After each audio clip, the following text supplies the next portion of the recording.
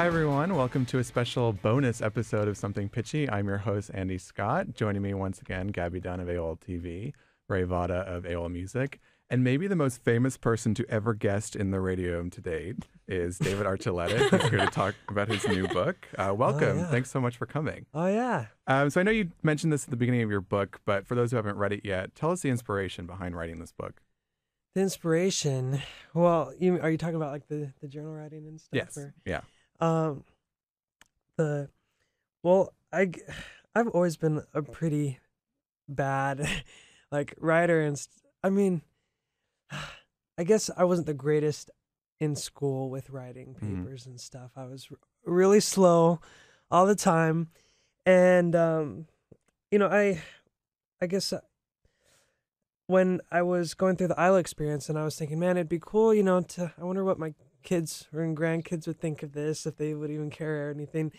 But I was like, well, people are keeping track of it. And, a lot of people are making scrapbooks and giving all these cool things that they, work really hard on and give to me. And it's like, well, I guess I can just use, it still looks like people are already keeping record of what's going on for me. That's really nice of them.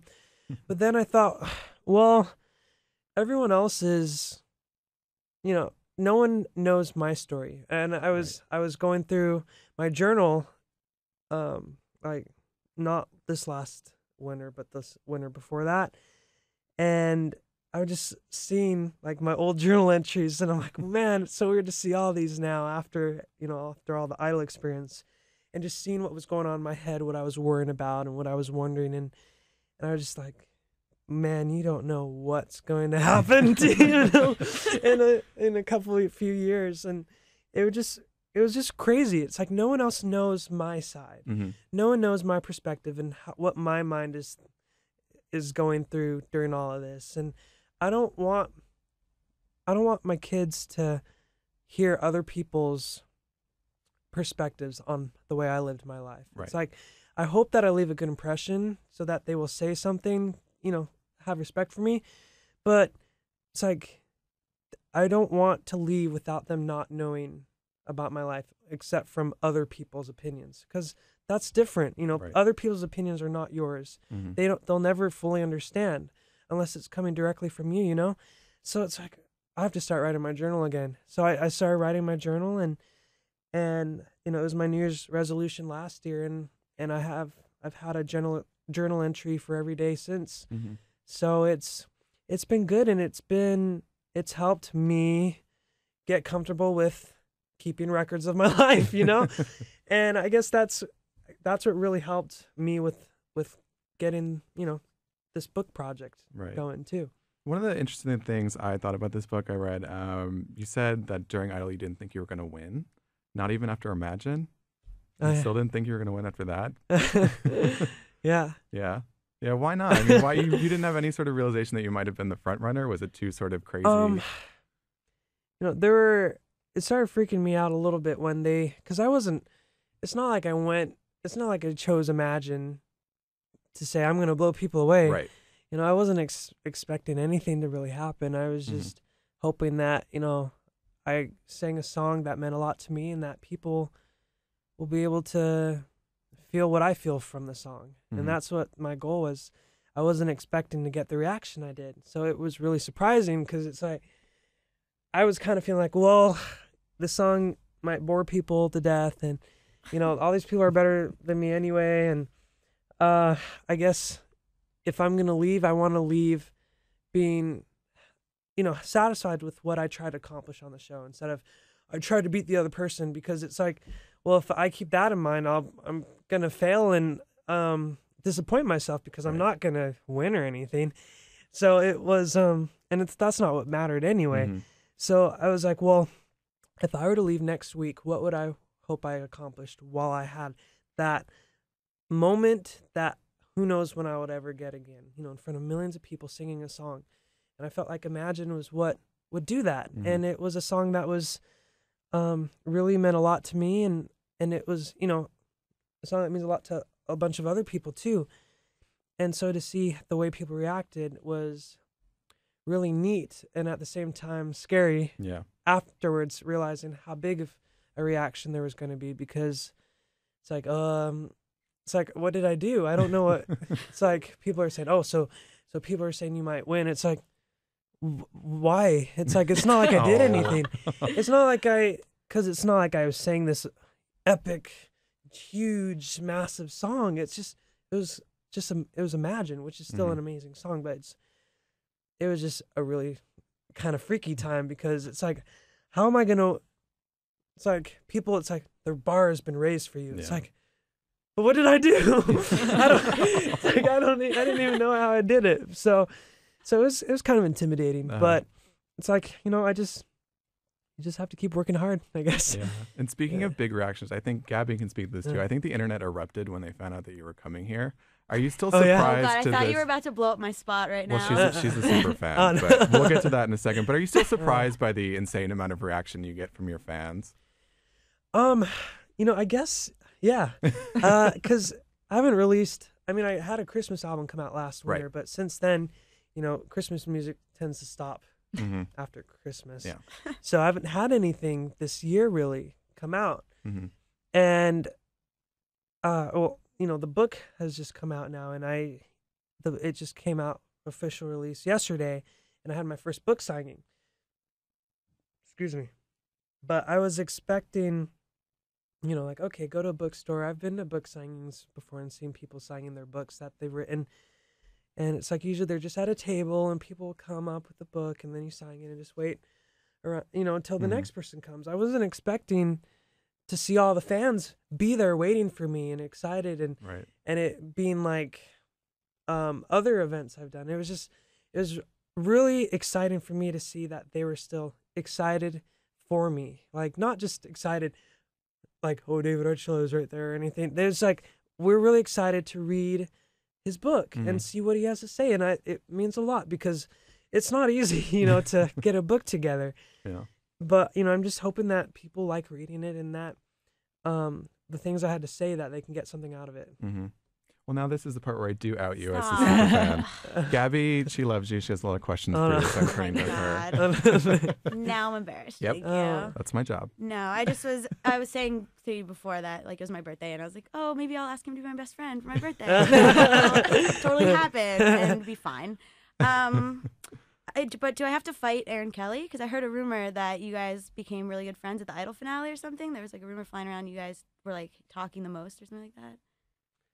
I don't know. I didn't really see him a whole lot. Okay. But I saw him at the party afterwards. Oh, after? Yeah. Did you have a lot to talk about? Because you both kind of had, people were saying you were parallel or like similar experiences. I don't know. I guess a lot of people like to compare us. Yeah, for some reason. There wasn't really. He was young. She's actually shorter than me.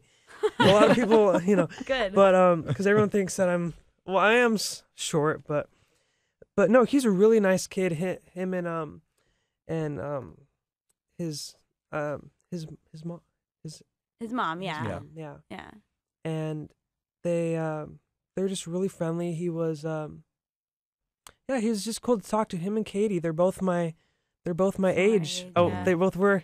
I was their age when they were on the show. You're getting old, David. You're getting old. No, I'm not that much older than them. But it was just cool to be able to talk to them and hang out with them. And Allison Idaheta was there too, and it was awesome. She's so funny. That's yeah. Where are the rumors flying? I don't know. Where are the rumors flying? I don't know. I know. I read that, and I was like, maybe I hung have out to fight with everyone, him or really. something. I don't know. Like, I have to. No, he's really cool. I think it's just good to keep in touch with him and the other contestants too. Yeah. It was fun. Yeah, it's fun hanging with Allison and hanging with a little with Chris and with Jordan and Brooke and Carly and just everyone Castro and yeah, it's fun seeing everyone. It's a big family reunion pretty much. It's like it sounds like a fraternity to me always. It's like you're like the older class and the new class I comes know, in. that's Everybody how comes it back feels. to the I party. feel like, oh, okay.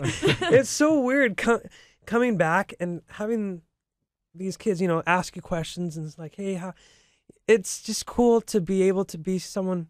It's like, wow, it just feels cool to know that you can relate to them and they appreciate that. It's like, wow, it's like all that, it's like I did go through that and it was tough. And now these kids are going through what I went through. And it's cool to be able to talk to them and that they have respect for you. It's like, it's really, it's kind of like, it's like, wow, it's an honor to, have these really talented people, come up to you and ask you questions and just say, what, do you have any advice? And it's just really neat. It's neat. Yeah. I wanted to ask about the book, like the process of writing the book, because a lot of it, when I was reading it, it seemed like very colloquial, like how you would speak usually.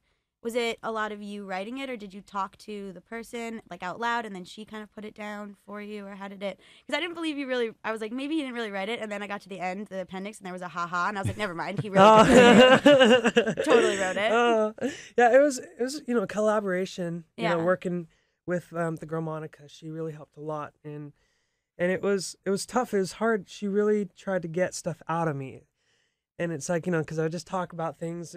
Typically, actually, the book making process has helped me a lot with, interviews and stuff too, because before I just, I was used to answering the same kind of questions and giving the answer I was used to giving. And with the book, it's like I talk about the same things, pretty much the same things I've talked about a lot over the last couple of years since American Idol. But she'd be like, but why? I'm like, what do you mean why? And it's like, yeah, but what happened? What was going in your mind? It's like, I don't remember. I was a little kid. It's like, but how did you feel? It's like, I don't remember. But then all of a sudden, when you really start working hard to remember, it's like, okay, what really happened? The memories start coming back.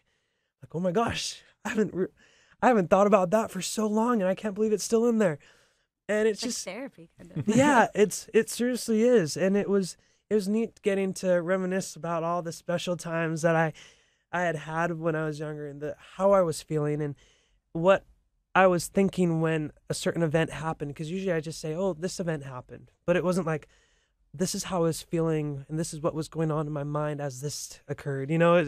It's just, it was a different way of thinking, and it really was a great exercise for my brain. And how much of it came from your journals, like going back through your journals? Well, definitely like the recent times, the problem was I wasn't the greatest journal keeper, and it was, until like a year and a half ago. Yeah. That's when I really became, it's like, I have to keep this up and keep it going. And so now it's always fun to go back and say, oh, what was I thinking this day? And what was going on? And it's just kind of scattered like here and there over the years. But it's good to go back to, because it's like, wait, especially when it's like just one day within like a year. Yeah. It's like, why was I thinking that? Why was I feeling that way? And it just makes you think about things that you had totally forgotten about until you read that journal entry. It's really cool. It's amazing what, writing down your current thoughts, and then it's like a time capsule, and it's like it reactivates the memories that are already in your brain. It's just they've become dormant for a while. But I'd definitely encourage people to keep writing in their journals and keep it up, because it is so valuable when just for your, who knows down the road who might read it and how meaningful it will be to them once, we're not here forever. So to be able to look at old entries of like my grandparents or my mom and stuff like that, it's neat. And to see what was going on in their minds, that they were human. Sometimes you're like, oh, they're just older and stuff, but they really went through the same age phases as you. Yeah. So, yeah. Do you find